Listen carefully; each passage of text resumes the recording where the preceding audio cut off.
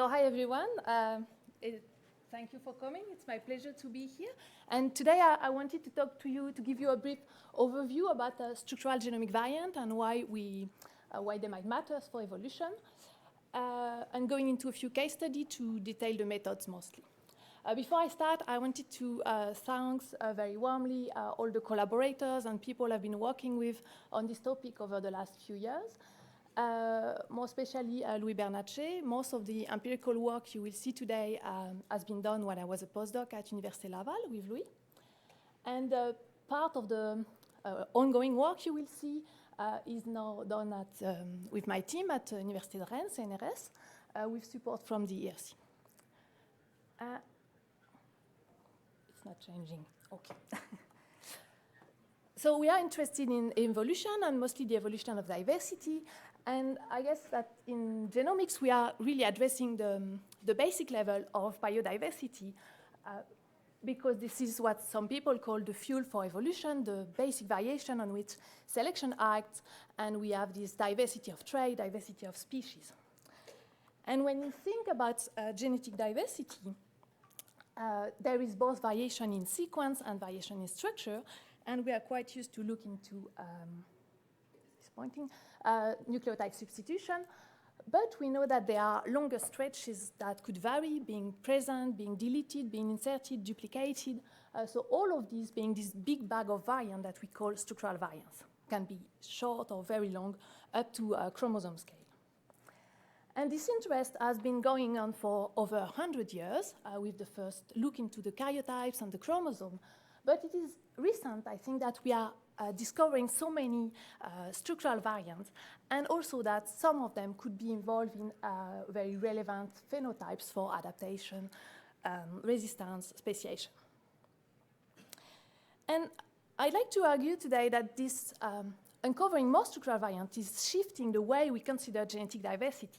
First, there is a quantitative shift, because if you think our genome vary between two individuals, between you and me, for example, if we just look at SNP, the fraction that varies is much smaller than if you also consider structural variants. Not because they are so numerous, but because they are longer. Also, structural variants qualitatively change how genetic diversity is perceived because they have specific properties. One property that attracted attention is the impact on recombination. We have all heard about inversions that can block together linked allele. They are sometimes called supergene, adaptive cassettes, and they are particularly important in cases of adaptation with gene flow. However, this linkage also limits the purging of deleterious elements and also limits the formation of new combinations. Thinking also about the speed of evolution, we know quite well the mutation rate of nucleotide substitution, but structural variant can be formed by many mechanisms. So sometimes they can appear quite fast. We know that duplication have a high mutation rate, also when they are formed by transposable elements, but it could also be slower. And because they have a strong effect, with selection, they can be sometimes involved in rapid adaptation. I put here an example of duplication involving insecticide resistance.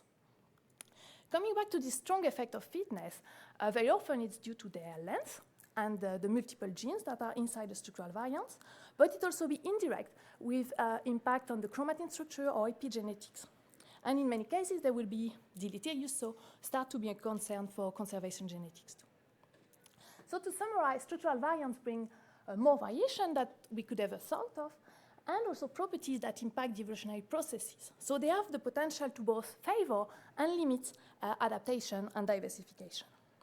So in this context, we wonder what is the evidence that structural variants matters for evolution, and how we can detect them, how we can study them. Why can't we ignore them if we want to understand both the evolution of genome and the evolution of biodiversity? In evolutionary genetics, we are trying to link ecology, phenotypes, and genetics with different approaches, sometimes looking at the traits and going down to the genetic architecture, and sometimes scanning the genome with bottom-up approach. Both of these have been used for structural variant, but lots of evidence that structural variants are involved in adaptation and speciation come from, for example, looking into morphotypes or looking into a specific complex trait and figuring out that one big variant was associated with that.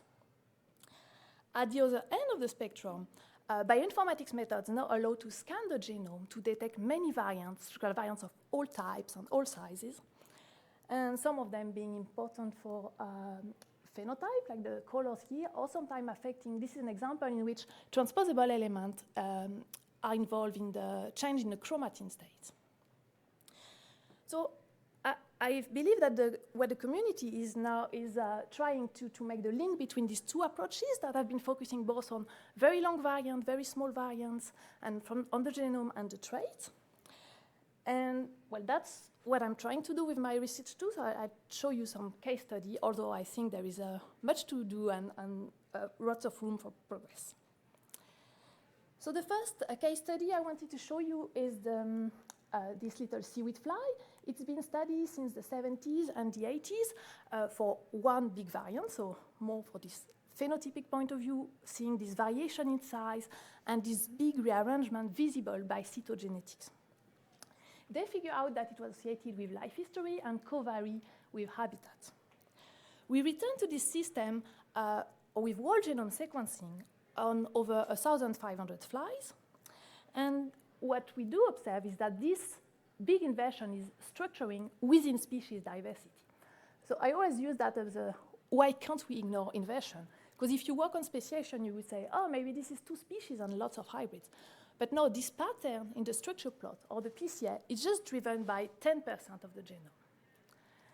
But these 10% have very strong linkage disequilibrium, so that's why it's driving that. In this area, we observe two haplotypes with very strong divergence, so alpha and beta, which are the two rearrangements of the inversion. So this inversion is a typical block of non-recombining haplotype that have diverged long ago. How is it maintained? We knew that there was some overdominance, and with experiments, we found that beta allele favors survival while alpha allele favors reproduction. So to make it short, there is this life history trade-off that is associated with the inversion, and it results in overdominance. So there is balancing selection contributing to the persistence of the polymorphism for a long time. And this is quite a general pattern in this big inversion. They are very often maintained in balancing selection when they are at intraspecific level. But now this was focusing on just one inversion. So can we find more inversion and see if they do the same or not? We return to the same data set, about 1,500 genomes, and scan the genome by splitting the genome in little pieces and doing principal component analysis. And when you see this kind of structure pattern over a block, it is usually a signature of non-recombining haplotype, which could be a large inversion. In Celopa frigida, in the seaweed fly, we found back this inversion on chromosome 1, and also 3 inversion on chromosome 4. Linking that to ecology, we found an interesting pattern that this inversion co-vary in frequency with latitude. And my PhD student, Leah, she's now studying the same inversion in Europe, and she observed the same climb. So the inversion is more frequent in the south than in the north. So usually this pattern, which is also observed in Drosophila, is considered to be indirect evidence that there is selection maintaining this. To better understand that, Leah is also looking if this is the same haplotype between America and Europe, and trying with experiment to see what are the traits involved. So she measured cold resistance, and with Andrea, they have been testing survival and fertility at different temperatures.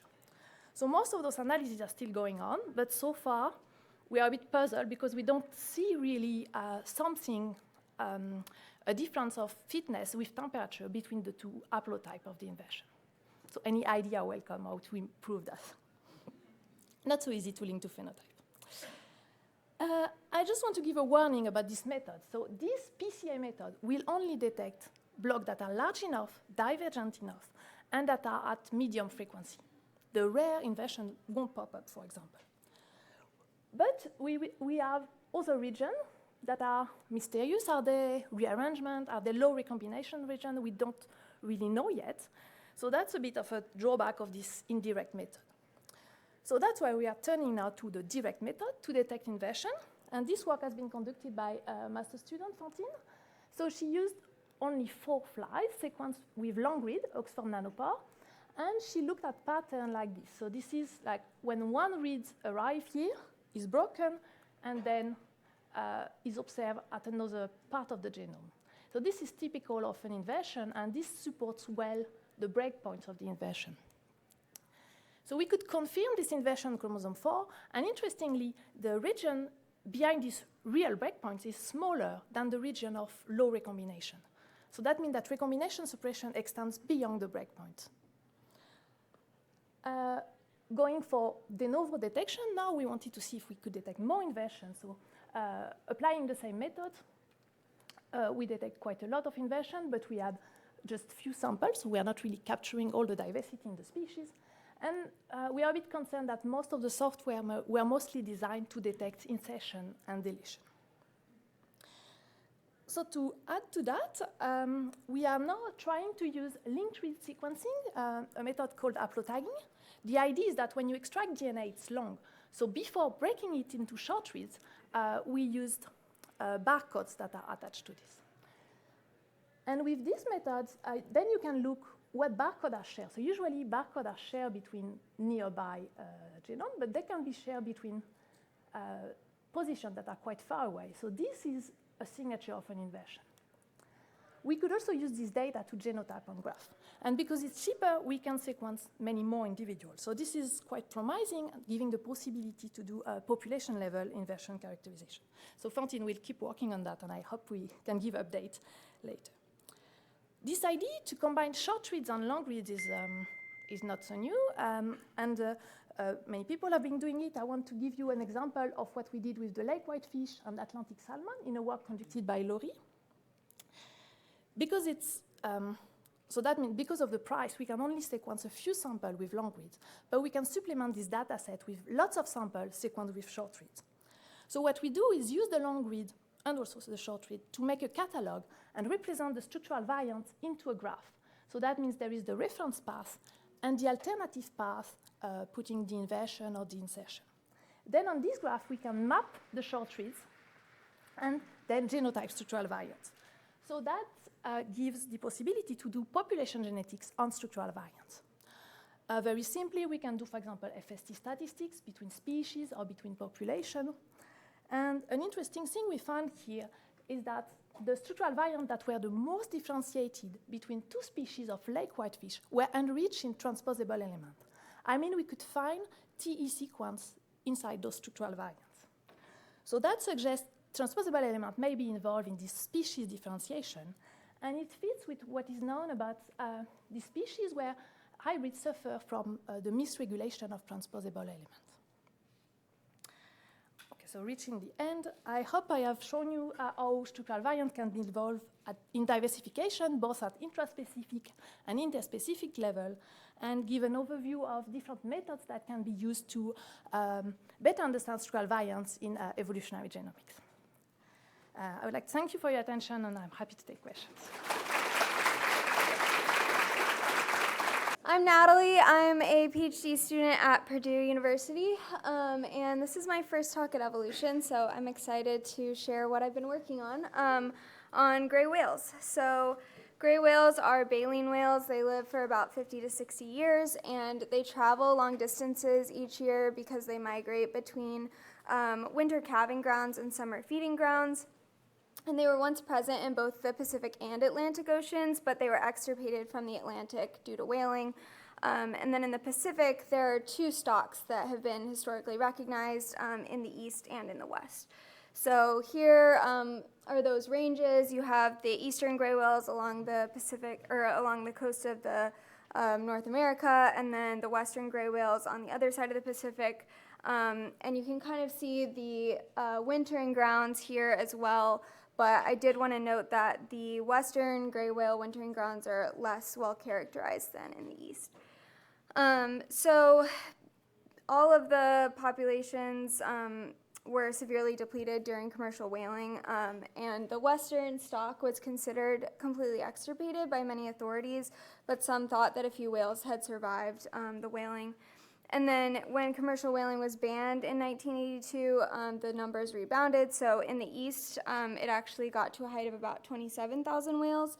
And then also in recent years, a small group of about 150 whales have appeared off the coast of Russia, right where that star is.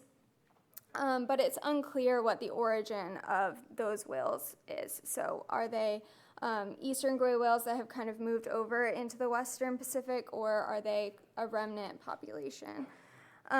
One of the reasons this is important is because the IUCN currently designates that group of whales as western gray whales, and they're listed differently from a conservation standpoint. So western gray whales are endangered, while eastern gray whales are listed as least concern. So we want to kind of get to the bottom of whether or not those are two separate stocks. So looking at some of what we already know, there was a GPS study done that followed 3 whales from Sakhalin Island, and all 3 of them went towards the eastern range. The trackers fell off of 2 whales, but the one tracker that stayed on did go all the way down to Baja California and then back up to Sakhalin Island. So that supports the idea that at least some of the whales near Sakhalin Island are historically from the eastern stock. So my lab has been working on this for several years now, using a data set of 74 whales sampled from the coast of Russia and from Mexico.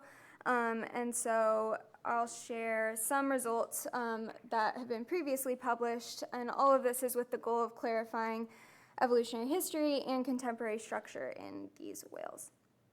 So first there was a SNP panel done to examine population structure, and the main thing I want to point out here is that the western gray whales, which you can see in orange on your left, show more variation on the PCA than the eastern gray whales, which is sort of the opposite of what you might expect because that western group is so much smaller. But this showed kind of modest differentiation between the two. There was also a mitochondrial DNA study that included samples from the east and west, and both groups appeared throughout the tree. So we don't see necessarily distinct clades that are from each of the east or west.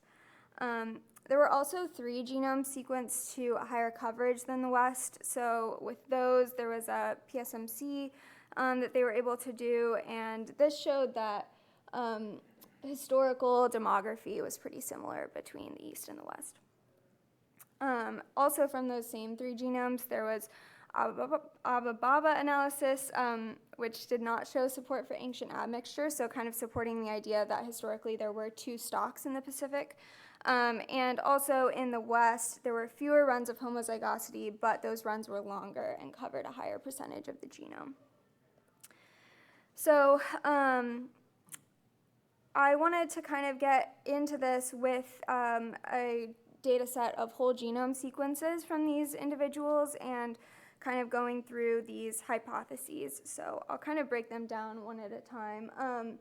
The first is that the western stock was completely extirpated during commercial whaling, and so by that logic, the whales near Sakhalin Island would be derived from the eastern stock. And then the second hypothesis is that western stock was not completely extirpated, and therefore the whales near Sakhalin Island are a mixed stock, and then there's introgression occurring between the western and the eastern gray whales. So to kind of look into those hypotheses, I have whole genome sequencing from each individual, and those reads were mapped to a chromosome level assembly, and then we obtained genotype likelihoods using angst. And so with that information, I'll show you some results. Here are kinship plots, which I initially did to kind of make sure that we don't have any anything that might skew the data, so like a large number of closely related individuals. We also confirmed with this, I think 10 mother-calf pairs that were identified in the field, so we were able to confirm that those were correctly identified. And then next we have the PCA. So here you can see that similar to that SNP panel I showed earlier, there's a lot more variation in the west than there is in the east, which is pretty interesting. And that's kind of corroborated by the admixture plots here. So here we have east on the left side and west on the right side. And K equals 2 is best supported by our delta K calculations, but again, you can see just a lot more variation in all of these K values. This is K 2 through 5 up here. I also calculated genome-wide FST, and main thing here is this is a pretty low value. So from an FST standpoint, there's a lot of similarity between the two sampling areas. I also looked at genome-wide heterozygosity, and you can see here that there's really not much difference between the two sites, and no significant difference when I calculated that. And I wanted to kind of take this heterozygosity value and compare that to closely related species. So you can see that some of the close relatives of gray whales are fin whales and humpback whales. And we can compare that to a plot of heterozygosity estimates from an Arneson et al. Paper that calculated this based on single whole genomes. So the Arneson estimate of gray whale diversity or heterozygosity is in pink right here, and then our estimates are the two on the right of that. And you can see that our estimates are a little bit lower than theirs, but again, that there's no large difference between the east and the west. And I'll also note that in general, for the whales that we have up here, gray whales appear to have relatively low heterozygosity. And then finally, I have this whole genome tree. This is a mid-rooted tree, and you can kind of see that there is, again, individuals from the east and the west popping up throughout this. So if there was reciprocal monophyly or something like that, we would have more support for two very distinct populations, but we're not necessarily seeing that in this tree. So I want to kind of go back to the hypotheses a little bit and talk through what we're finding based on those. So if we had support for hypothesis 1, which is the extirpation of western gray whales, then we would see pretty similar values for heterozygosity, which we do see. We would also see pretty low genome-wide FST between the two sites, which again we do see. But we would also expect to see low differentiation between the east and the west in some of the plots like PCA and admixture and those whole genome trees. And for this, I would say it's more of a question mark. We have almost like a modest level of differentiation on all three of those analyses. And then going back to hypothesis 2, again, it's kind of the opposite of that. So we do see different values of, or we don't see different values of heterozygosity. We see low genome-wide FST, so that doesn't support hypothesis 2, which is that there were some surviving western gray whales. But again, we don't see clear differentiation on the PCA admixture in trees. So it's a little bit of a question mark, and I'm kind of still working on that. So I would say that my results don't clearly reject either hypothesis, and currently I would say that we can't rule out the possibility that some western gray whales did survive commercial whaling, and that there is some introgression occurring over near Sakhalin Island, because we do see some differences between individuals. However, from a conservation standpoint, those differences are small, and they may not warrant distinct management strategies on different sides of the Pacific. So that's all I have. I'm still kind of working on this, so if anyone has ideas or wants to talk to me after, you can also send me an email, and I can take any questions.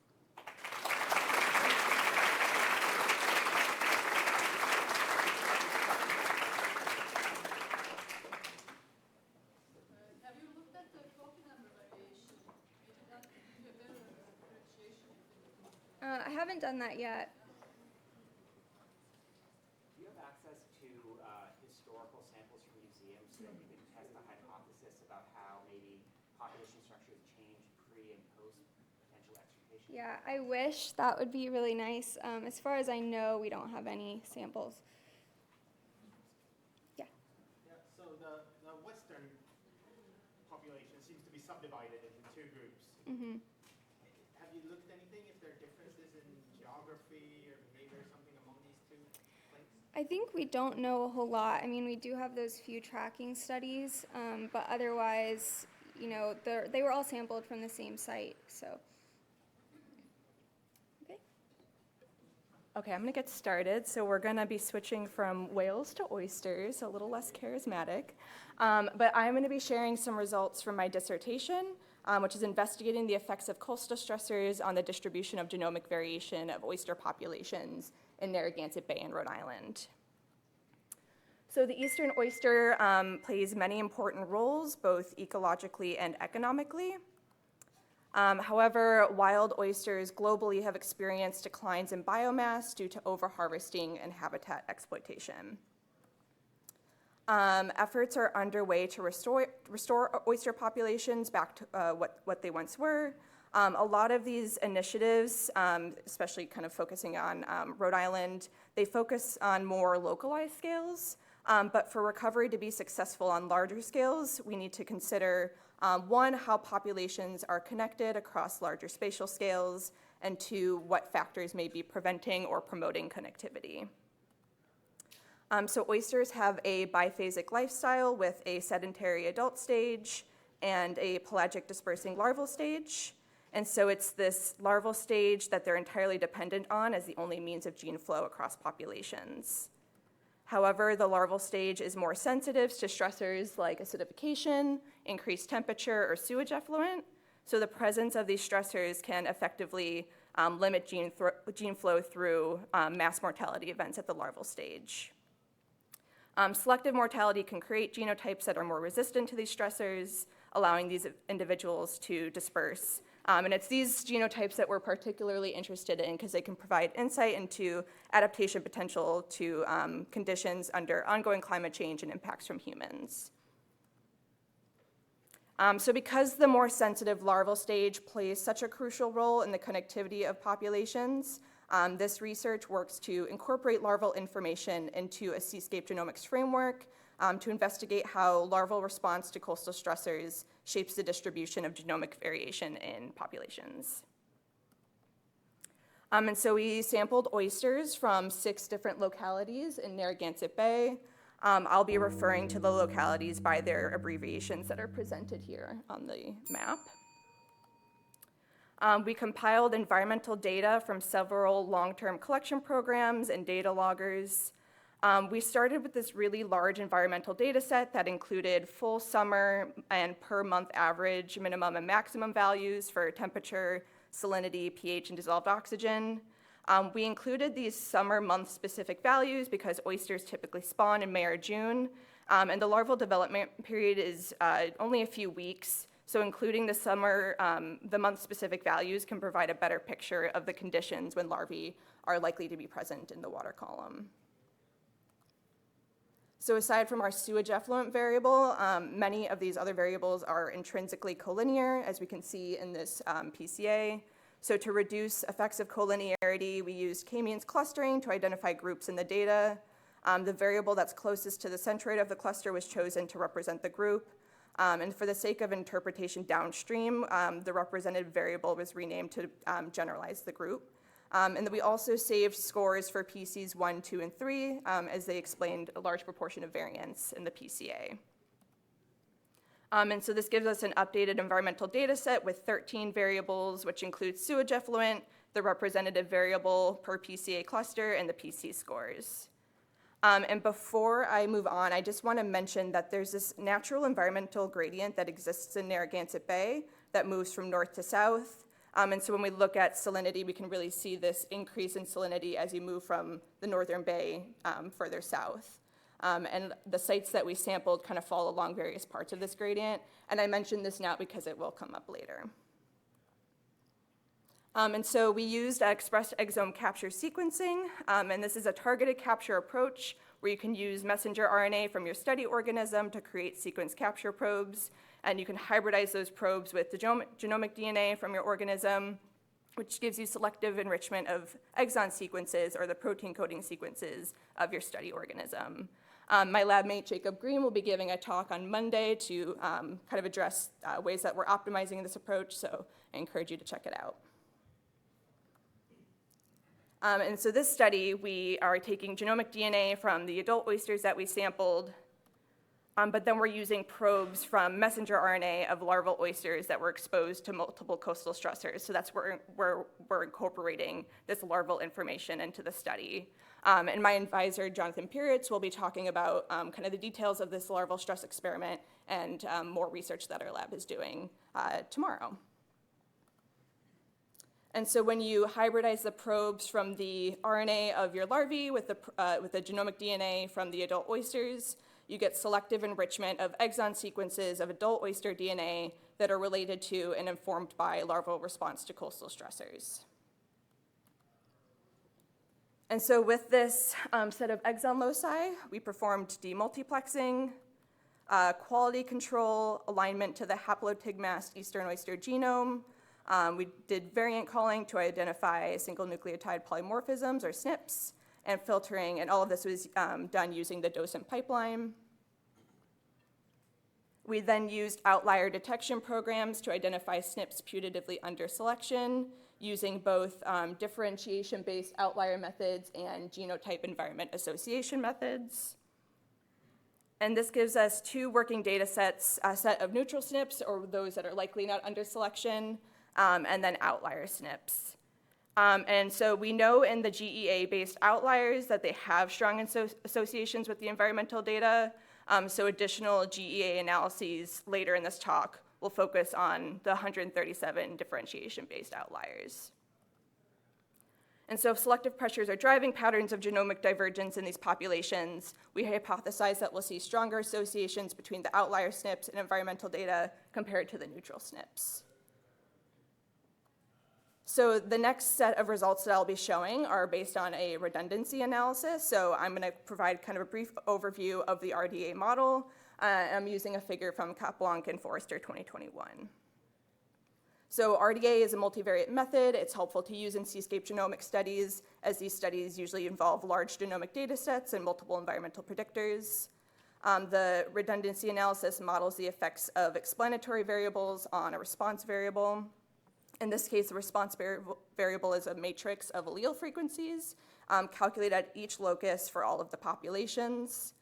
And the explanatory variable is a matrix of environmental data standardized for each population. And so each object in the response matrix is regressed on the explanatory variables, which gives you a matrix of fitted values. You can perform a PCA on this matrix of fitted values to reduce dimensionality, and this gives you a set of constrained ordination axes, which are linear combinations of the explanatory variables in the RDA model. And so when the RDA is conducted with a genomic response and environmental predictor data sets, the constrained ordination axes are comprised of co-varying sets of genotypes that are correlated with the multivariate environment. And so you can visualize the RDA output with a biplot with points representing either individual loci or the overall allele frequencies per population, which that's what I did. The predictor variables can be overlaid in the ordination space as vectors, and the direction and magnitude of the predictor variables tells you how well they explain the variation in the response variable. So I'm going to focus on the neutral SNP data set first. Again, kind of running the redundancy analysis. Really quickly, I want to mention that we did look at genetic differentiation measured through FST, and we found low levels across populations in the neutral SNPs. But it's still important to investigate associations with the environment. So we used forward selection to identify any significant predictors in the RDA model. For neutral SNPs, minimum salinity was the only variable identified. And so it gives us a biplot where the data points correspond to allele frequencies calculated for each population that fall along. In this case, we only have one RDA axis because we only had one predictor variable in the model. And so when we look at the adjusted R-squared, it's very close to 0. This tells us there's not a strong relationship between the predictor variables and the population allele frequency data. And we can see that the model is not significant. So this supports our hypothesis that we won't see strong associations between the neutral SNPs and the environmental data. When we switch over to our outlier SNPs, we see a much different story. So again, the points correspond to allele frequencies calculated for each population using the differentiation-based outlier SNP data set. And we found average salinity and the PC2 score variables through forward selection, so these were significant in the model. And here we chose to run a full RDA model because, again, of that known environmental gradient that follows north to south. So if we were to run, say, a partial RDA, which we can control for a geographic location, this would weaken the ability to detect significant environmental associations that kind of fall along that gradient. And so we can see that there's a higher adjusted R-squared of 0.267, a p-value of 0.025. So this indicates stronger associations with these environmental conditions, supporting that hypothesis that we would see stronger associations with environment and the outlier SNPs. So now we want to examine each predictor variable, and I'm going to kind of focus on one at a time. I'll focus on average salinity first, because that's a little bit easier to kind of explain. And so we can see in, let's see if I have a pointer.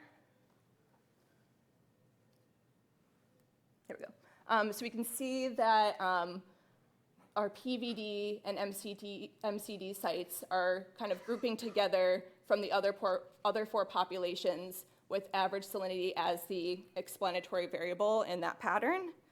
And so PVD and MCD are sites that have the lowest salinity compared to the other sites, and they're near or at the base of freshwater inputs, which we can see when we zoom into our PVD site. The PC2 variable is a little bit more complicated, so just a reminder that the PC2 score was capturing the variability along the vertical axis. So when we looked at the loadings of the variables in PC2, we found that average temperature, average May temperature have high positive loading values, and then average July pH and dissolved oxygen had high negative loading values, indicating that they have high percentages of variance explained by the PC2 axis. And so when we again look at the groupings of the populations, here we see KIC, BIS, and PVD grouping together from the other three, with PC2 as the explanatory variable explaining that pattern. And what's interesting is the PVD, BIS, and KIC sites are characterized by lower temperatures and higher values of pH and DO compared to the other three populations or sites. And when we look at heterozygosity, the relationship between heterozygosity and PC2, so genetic diversity, we can see there's a strong relationship with decreasing heterozygosity with more positive PC2 scores. And again, the sites with, on average, lower temperature and high pH and dissolved oxygen conditions which are typically less stressful for oysters at both the larval and adult stages, have higher levels of heterozygosity or genetic diversity. So what's the story of oyster population structure in Narragansett Bay? So we did see stronger associations with environment and outlier SNPs compared to the neutral SNPs based on the RDAs that we ran. Population structure and outlier SNPs is associated with the multivariate environment. We saw cases with salinity, temperature, pH, and dissolved oxygen. Again, this was based on the differentiation-based outliers. We also looked at association, or we know from the GEA methods that these SNPs have associations with environmental conditions, which we identified as temperature, salinity, and pH. So we can see in this outlier SNPs that there is strong associations with the multivariate environment. And we're going to be looking at kind of functional annotation of those outlier SNPs to get a more well-rounded story of what's going on. So with that, I'd like to thank my collaborators, my funding sources, and I have a QR code to my scripts and code for all of this, which I'm working to update day by day. So I don't think I have time for questions, but I would love to chat with people after. Yeah, I do have time. Oh. I lied, I do have time, so if there's any questions. Yes? So have you looked at the prevalence of parasites, like Parkinson's or insects? So looking at parasites or disease in this, we have not looked at that. That would be a really interesting thing to incorporate because disease is such a big issue in oysters. I think it would be tricky to kind of measure that in the adults, but then I think it would be cool to also incorporate that information in the larval stage. So if that's something we can look into, I definitely would be interested. Yeah. Yes? Your RTA model that you did for your neutral SNP, Yes. you said, did you just use one environmental variable for that? Yes. And if so, why didn't you parallel the model for the one that you did for your outlier SNPs with more environmental variables? So the variables are using a forward selection method, so it's identifying variables are significant to that specific model. So for the neutral SNPs, it was just one, whereas for the outlier SNPs, we found 2 variables that were significant. Something else to note is you can base or choose environmental variables to include based on like ecological relevance, so that's something that we're going to look into as well. But for this, it was purely based on the forward selection method. Yeah. All right, thank you. My name is Madlen Stange. I'm from the Leibniz Institute for the Analysis of Biodiversity Research in Bonn, Germany. And I'm working on these very beautiful fishes here. The title is Unraveling Genetic Diversity of Minnows of the genus Foxinus in Germany, insights from historical records and whole genome analyses with implications for conservation and taxonomy. Before I start, I want to acknowledge all the people involved in this project. So this is a 5-year-long project, and I'm just showing very, very preliminary results, basically just to, so that I can be here in Montreal. So we had many, many volunteers in the field. We have spent 8 months in the field collecting specimens. I want to thank all the local fishery clubs that gave us access to their rivers. And most importantly, I want to thank my 2 PhD students whose works I'm presenting here, Temitope Oriovo and Nils Sternberg. Eurasian minnows are small schooling freshwater fishes that are basically distributed all across Eurasia. Until recently, it was believed that this is just one single species, but it's recently been revised into 13 valid species and more than 20 genetic different lineages. So this is a map of Europe, and each color represents a different genetic lineage. And they are basically just numbered through the lineages from 1 up to how much we will find. And so, however, they still cannot be distinguished on the morphological level. So barcoding is currently the way to go to differentiate the species, but obviously there's some problem with that. I can switch like that. So in Germany, the German Red List has recently acknowledged the presence of 4 native species in Germany, so Foxinus species. This is a very weird setup. So we have Foxinus morella, which belongs to the clade 11, which you can find in the Ems, Elbe, and Weser. We have Foxinus foxinus, which is native to the Lower Rhine. Here we have Foxinus chicki, which belongs to clade 5b, which is native to the Danube River. And we have Foxinus marsili, which belongs to clade 9 and is native to the Odra. One of the species, Foxinus morella, is a national responsibility species. That means that most of its distribution falls into Germany and is in the responsibility of Germany. The distribution of all 4 species has not yet been satisfactorily investigated, and this is what we are trying here. It's coming. Apart from the native species in Germany, we also have registered some introduced species. This is Foxinus septimane, which is native to the Rhone in France. So when I say we found non-native species, I'm always referring to the Rhine drainage, which is here, which is like my focal study area. And this is especially important since the neotype locality of Foxinus foxinus might also be affected by stocking. The neotype locality is here in the Rhine drainage, and it was necessary because there's no holotype attached to the species description of Foxinus foxinus. So I will be tackling these 2 questions here, like what's the distribution area of these species, and is the neotype locality affected by stocking? Throughout the talk, you will see these symbols for the mitochondrial haplotypes or clades, and I will make it rather easy. You will see mostly, actually I'm too fast here. So what we did literature review and interviews with angling clubs and fishery authorities concerning the stocking histories, like covering the past 115 years, just to learn about like where has stocking been done and where hasn't it, to find out like pure populations in Europe.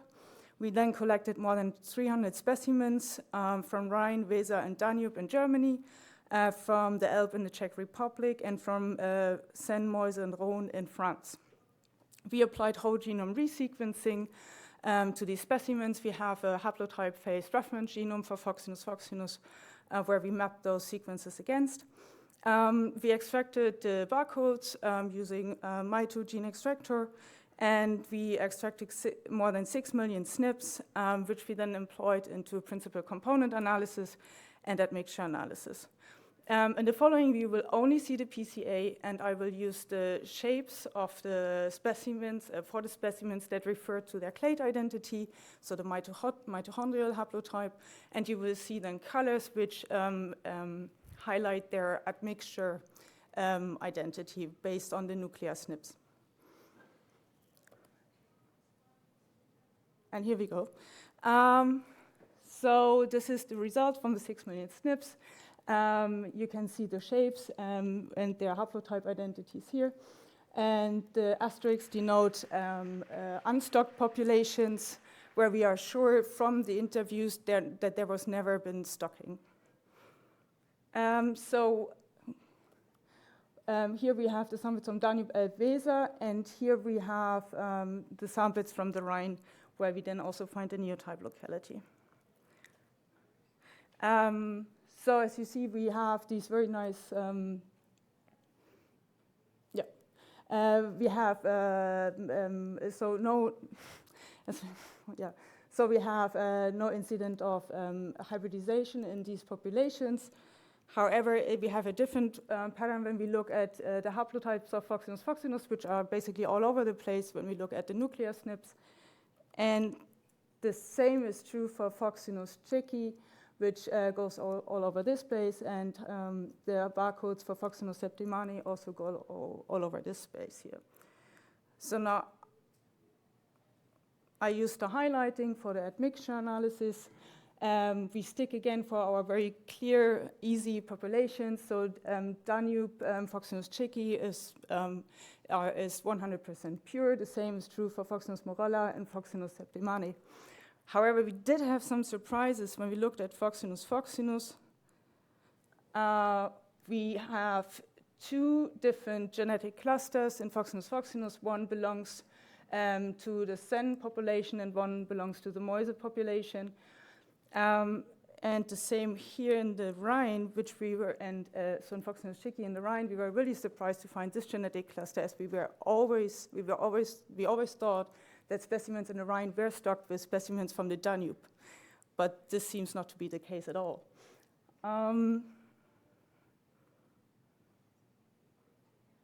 Then we also have some hybrids here, which I highlighted in gray, which are hybrids between the Foxinus foxinus Meuse type and the Foxinus zycki Rhine type. And they are just in between those two genetic clusters.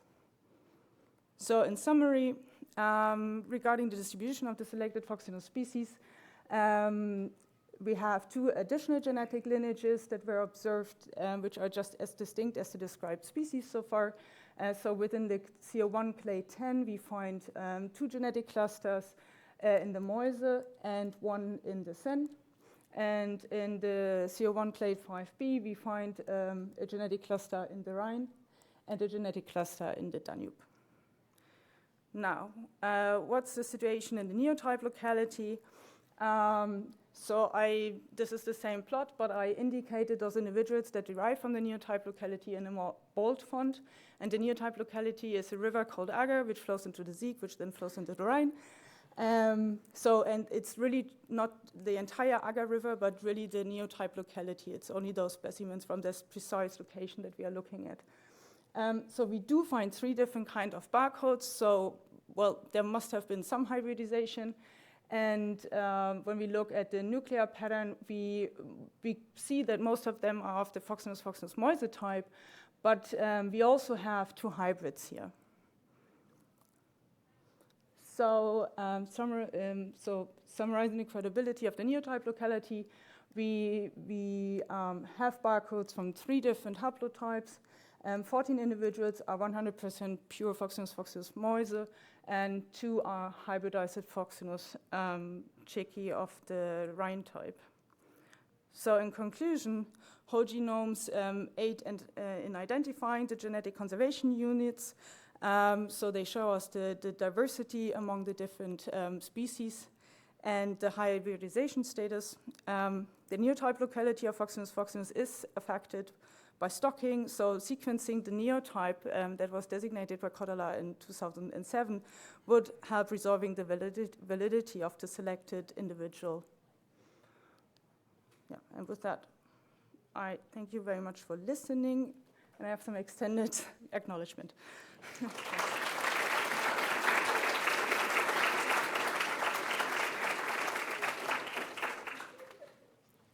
We would have some time for questions.